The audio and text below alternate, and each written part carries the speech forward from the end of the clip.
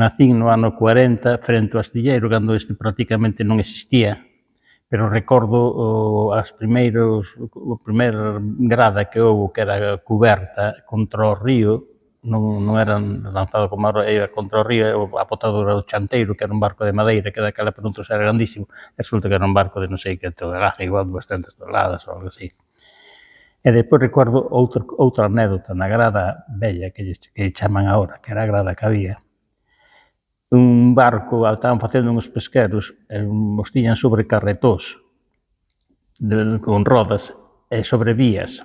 Entón, quixeron cambiar recordo que aquel momento eu estaba ali, e vin contra un árbol un cable de aceiro, quixeron ir soltando pouco a pouco para paralo no punto, pero claro, empezou a andar e o cable non aguantaba, houve que soltar e o barco saleu ao mar e volcou.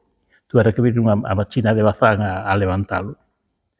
O asteleiro empezou facendo bacaladeros, facendo volalaxe a outros barcos, facendo o río Umia, que foi o barco máis grande que se fixo ali na grada, que tuvo que salir sin puente porque os carros, grúas, tropezaban, houve que montarlle fora.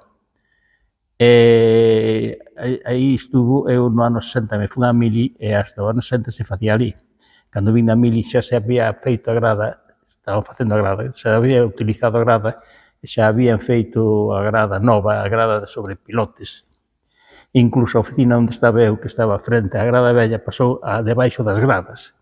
Ali estivemos un montón de tempo, os almacenes e oficinas. Na grada se botaron 300.000 toneladas. Aí houve un home que era un ingeniero de Mugardos, Pepe Díaz, que era un fenómeno, calculou todo ao milímetro. Cando saleu Orteaga, viña a xente de fora pensando que o barco a ser tan largo, 300 e pico metros, que iba a partir a salir da grada.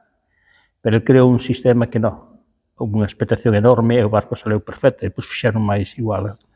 Había moita expectación, incluso en Caranza, en frente, iban ver como salían os barcos da grada. Deixaba entrar a xente normalmente, a xente entraba e iba hacia a parte da estación, que máis de un se ten mollado, porque a salir o barco subía a marea, cubría o muelle, se teñen mollado, non?